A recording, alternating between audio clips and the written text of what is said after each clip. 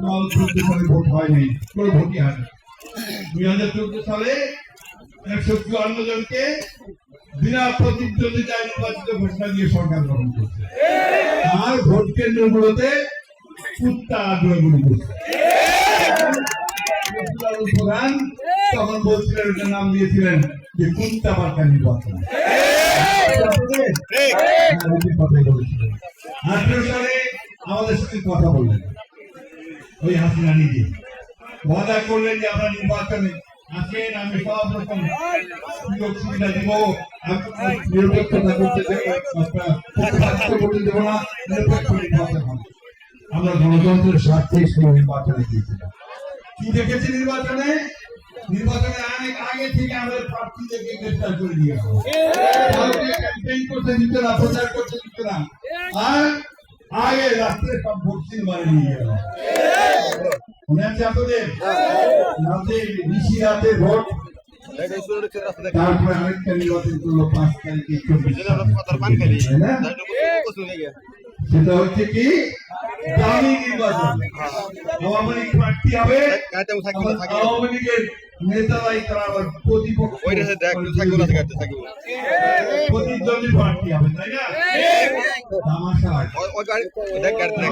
ভোটের তামাশা, গণতন্ত্রের তামাশা, এই তামাশা আমাদেরকে দেখিয়েছে এই শেখা। কয়েকদিন আগে আপনাদের দেখেন কেউ দেখেন, আপনারা ইউটিউব দেখেন না, ফেসবুক দেখেন, আমি কিন্তু দেখি অজস্র মিথ্যা থাকে। তারপর আমার একটা চোখে পড়ে গেল, হাসিনা কান্না করতে করতে বলতেছে যে আমার বাবার বাড়িটা যেটা আমরা 32 নম্বরে আমরা দিয়ে দিয়েছিলাম, জাদুঘর করেছিলাম, সেটাকে পর্যন্ত ধুলায় মিশিয়ে দেওয়া হলো। কেন? কি আমার অপরাধ? এটাই কি এখন বুঝতে পারছেন না? হাসিনা আপনার কি অপরাধ? আপনি একটা জাতিকে ধ্বংস করবার চেষ্টা করেছেন, জাতির অধিকারকে ধ্বংস করেছেন,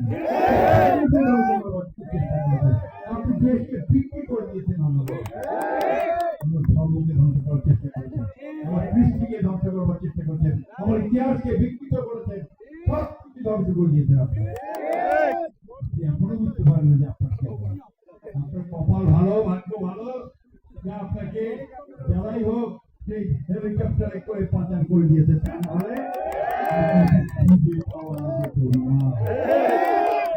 বন্ধুগণ, সেদিন সামরিক বাহিনী একটা খুব ভালো ভূমিকা পালন করেছে, আমরা সেজন্য তাদেরকে ধন্যবাদ। তারা পরিষ্কার করে আপনাকে বলিয়েছিল যে আপনার সামনে 2টা অপশন আছে, 2টা বিকল্প আছে। একটা হচ্ছে যান নিয়ে কেটে পারেন, আর তাহলে এই গণভবনের মধ্যে আপনাকে পাবলিক কি করবে আমরা লাখো লাখো মানুষ যখন চতুর্দিক থেকে আমরা সেই গণভবন থেকে ছুটে গিয়েছিল, তখন কিন্তু হাসিনা পালিয়ে তার জীবন রক্ষা করেছে। তার দলের দিকেও টাকা নাই, দেশের দিকেও টাকা নাই, মানুষের দিকেও টাকা নাই। রাস্তা থাকতে পারে, থাকতে পারে আমাদের নেত্রী দেশাত্রী বেগম খালেদা জিয়া বারবার বলেছেন এই দেশ ছেড়ে আমি কোথাও যাব না। 6 বছর কারাগারে কাটিয়েছেন আমাদের প্রতিষ্ঠা, এই দেশের স্বাধীনতা ঘোষণা দিয়ে দিয়েছিলেন শহীদ প্রেসিডেন্ট জিয়াউর রহমান।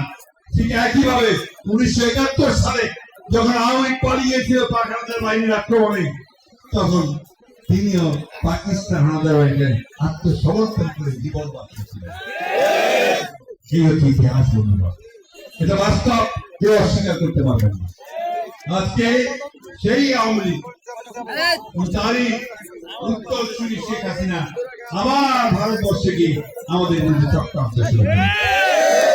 প্রতিদিন আমাদের বলে তোমরা এখনো পারো না, তোমরা মারো, কাটো, জ্বালায় যাও, ওই সমস্ত কথাবার্তা বলতে থাকে, তাই না? আমাদের কেউ আসে? কোথায় গেল সব? কোথায় পড়াইল সব? কোথায়? এইভাবেই পালাতে হয়। সমস্ত স্বৈরাচারী সরকার, ফ্যাসিবাদী সরকার ওই নমরুদ ফুলাইনের মতো হয়, মৃত্যুবরণ করে তখন, তাই না?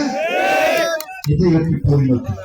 তাই আজকে বলতে চাই তো পরিষ্কার করে যে আজকে ছাত্র জনতার আন্দোলনের মধ্য দিয়ে যে গণবিস্ফোরণ হয়েছে, সেই বিস্ফোরণের মধ্য দিয়ে যে সরকার আজকে এসে বসেছে, আমরা এই দেশের জনগণই তাকে আমরা ক্ষমতায় বসি। ছাত্ররা, জনগণ, রাজনৈতিক দলগুলো সবাই মিলে মতো একজন সকলের কাছে গ্রহণযোগ্য মানুষ, নোবেল পুরস্কার পাওয়া মানুষ, সবাই তাকে আমরা সম্মান করি, শ্রদ্ধা করি। তার নেতৃত্বে একটা সরকার গঠন করা হবে। আমাদের প্রত্যাশা, আমাদের অনেক প্রত্যাশা ছিল যে সরকার খুব দ্রুত যে সংস্কারগুলো করা প্রয়োজন, সেই সংস্কারগুলো করে অতি দ্রুত জনগণের ক্ষমতা জনগণের হাতে ফিরিয়ে দেবে, তাই না? মানুষের হাতে যে ওই একটা ক্ষমতা আছে ভোট দেওয়া ক্ষমতা, এই 15 বছর তারা ভোট দিতে পারে নাই। এই যে তরুণ ছেলেরা এসে স্লোগান দিচ্ছে, কাজ করেছে, 24 এসে আন্দোলন করেছে, 15 বছর পর্যন্ত যুদ্ধ করেছে, সেই ছেলেরা কিন্তু একবারও ভোট দিতে পারে না। তোমরা ভোট দিতে চাও না? ভোট দিতে চাও? বলো না তো ভাই, কি ব্যাপার, ধরে ছেড়ে দেবো তো নাকি? দেশের মানুষ ভোট দিতে চাই, নির্বাচনের মাধ্যমে আমাদের সরকার নির্বাচন করতে চাই। নতুন খেলা শুরু হয়েছে, নতুন খেলা। সেই খেলা কি? কিছু কিছু দল বলছে, কিছু কিছু বলছে যে জাতীয় সংসদ নির্বাচনের আগে স্থানীয় সরকার নির্বাচন হতে হবে, অর্থাৎ ইউপি নির্বাচন, পৌরসভা নির্বাচন আর ওই উপজেলা নির্বাচনটা আগে হতে হবে। বন্ধুগণ, আমাদের অভিজ্ঞতা আছে, সরকার যদি জনগণের প্রতিষ্ঠিত না হয় এবং সেই দেশে যদি শান্তি শৃঙ্খলা ফিরে না আসে, তাহলে এমনিতেই এই স্থানীয় সরকার নির্বাচনে নিয়ন্ত্রণ করা সম্ভব হয় না। প্রতিদ্বন্দ্বী প্রার্থীরা একে অপরকে খুন করে, মানুষকে মারে, আগুন জ্বালিয়ে দেয়, একটা নৈরাজ্য সৃষ্টি করে। আজকে আমি জানি না এই সরকার কি জেনে শুনে একটা দেশে একটা নৈরাজ্য সৃষ্টি করতে চান, অথবা একটা গৃহযুদ্ধ করার দিকে যেতে চান, আমি জানি। আমি আশা করবো যে তারা সেটা করতে দেবেন না। তো আমি রাজনৈতিক দলগুলোকে যারা বলছেন দু একটা দল যে স্থানীয় সরকার নির্বাচন আগে করতে হবে, তাদেরকে অনুরোধ করে বলতে চাই, দেশকে আর ধ্বংসের দিকে ঠেলে দেবেন না, দেশকে নৈরাজ্যের দিকে ঠেলে দেবেন না, বিনার্কির দিকে ঠেলে দেবেন না।